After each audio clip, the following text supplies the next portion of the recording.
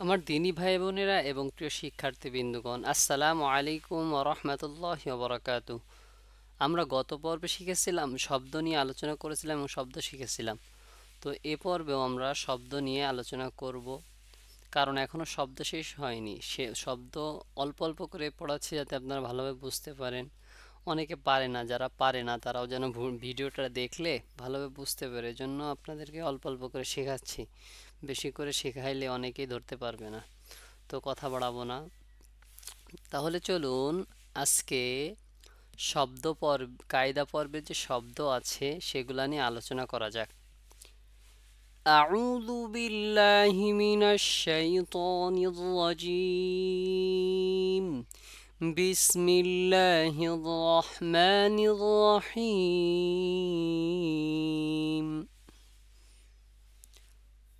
তো আজকে এইখান থেকে শুরু করব।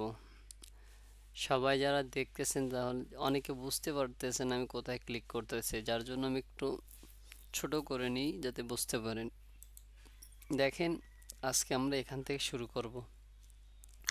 এখানে তিনটে হরফের সমন্বয়ে একটি শব্দ গঠিত আছে। এই যে প্রথমটির নাম হলো মিম, তারপরটি হলো নুন, তারপরটি হলো আইন। তাহলে একসাথে পড়তে গেলে এভাবে পড়তে হবে, মিম, নুন, আইন। এরপর এই যে হরফ শব্দটি দেখতেছেন, এখানেও তিনটা হরফের সমন্বয়ে গঠিত। যেমন প্রথমটার নাম আইন, মাঝেরটার নাম মিম এবং লাম, লাস্টের যে হরফটি আছে সেটির নাম লাম। একসাথে একটি শব্দ হয়েছে আইন, মিম, লাম। এবার আমরা এই শব্দটি পড়ব। প্রথম হরফটি হলো আইন, পরেরটি হলো লাম এবং তারপরেরটি হলো মিম। তাহলে কি একসাথে পড়তে হলে আইন, লাম, মিম।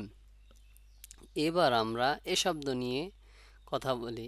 এখানেও দেখেন তিনটি শব্দের সমন্বয়ে গঠিত। দেখেন এক এক করে শব্দ বাড়বে, মানে এক এক করে হরফ বাড়বে, বেড়ে বেড়ে এক একটা সেন্টেন্স বড় করবে, বুঝছেন? তো এইভাবে যদি আপনি চিনতে পারেন, আগে যদি হরফগুলো চিনতে পারি তারপরে আমরা কিভাবে উচ্চারণগুলো করতে হয় সেগুলো আমরা শিখব। তো আগে এটা বানানটাকে ভালো করে বানান পড়তে গেলেও এগুলো জানার প্রয়োজন আছে। তাহলে এটির নাম নুন, এটির নাম জিম, আর এই যে এই হরফটির নাম হলো মিম। তাহলে একসাথে পড়লে হচ্ছে নুন, জিম, মিম।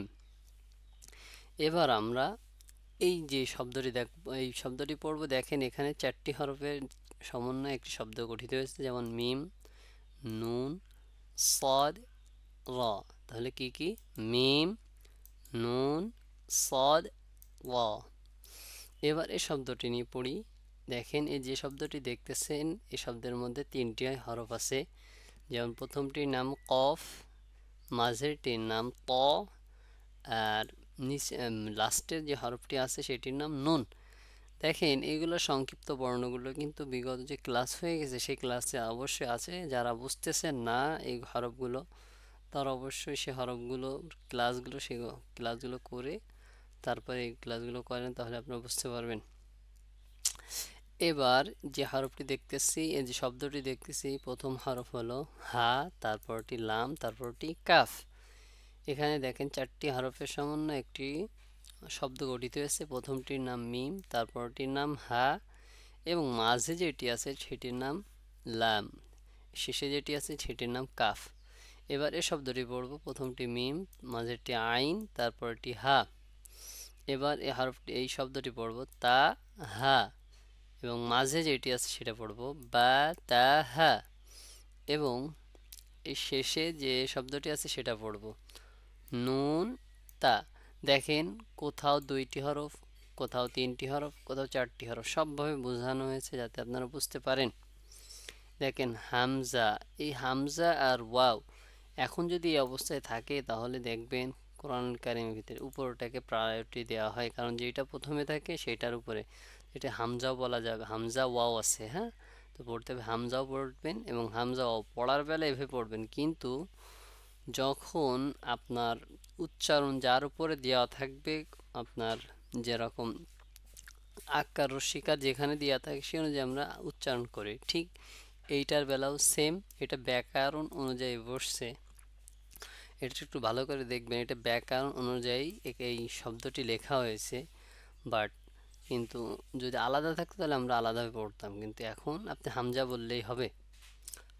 এবং এখানে দেখেন ইয়া আর হামজা একসাথে আছে, এটাও ব্যাকরণ অনুযায়ী। দেখেন এটা লেখার সময় এভাবে লিখেছে, কারণ লিখতে গেলে এভাবে লিখতে হয়, কিন্তু আপনি দুইটার উচ্চারণ একসাথে করতে পারবেন না। এখানে যে কোনো একটার উপরে যখন যেখানে আপনার জবর এবং জজম দেওয়া থাকবে তখন সে অনুযায়ী উচ্চারণ করতে হবে। পড়ার বেলা হামজা ইয়া পড়তে পারেন, এবং এটাও সেম হামজা ইয়া পড়তে পারেন, ঠিক আছে। কিন্তু এটা হলো ব্যাকরণের নিয়ম, মানে লেখার সময় এভাবে লেখে। এখন আপনি যখন পড়বেন তখন পড়ার সময় চেঞ্জ হয়ে যাবে, এই জিনিসটা একটু মাথায় রাখবেন। এখান থেকে হামজা পড়তে হবে, এখান থেকেও হামজা, এটাও হামজা, তাহলে হামজা হামজা হামজা এভাবে পড়তে পারেন। এরপর আমরা এই শব্দটি দেখি। এই শব্দটি হলো, প্রথমটি হলো ইয়া, তারপরটি হলো কফ, তারপরটি নুন। এই শব্দটি দেখি। প্রথম হরফটি হলো আইন, মাঝেরটি হলো ইয়া, লাস্টেরটি যেটি আসছে সেটির নাম দাল।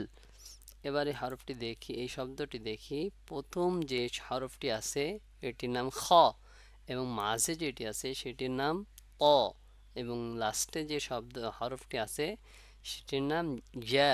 তাহলে কি হলো? খ ত ইয়া। তো এইভাবে করে পড়তে থাকেন তাহলে অবশ্যই চিনতে পারবেন, এবং খুব তাড়াতাড়ি আপনারা কোরআন শরীফ পড়তে পারবেন ইনশাআল্লাহ। তো আর এই পর্যন্ত থাকবে আজকের পড়া। ওমা তৌফিক ইল্লা বিল্লাহ। সবাই ভালো থাকবেন, সুস্থ থাকবেন। আসসালামু আলাইকুম ওয়া রাহমাতুল্লাহি ওয়া বারাকাতুহু।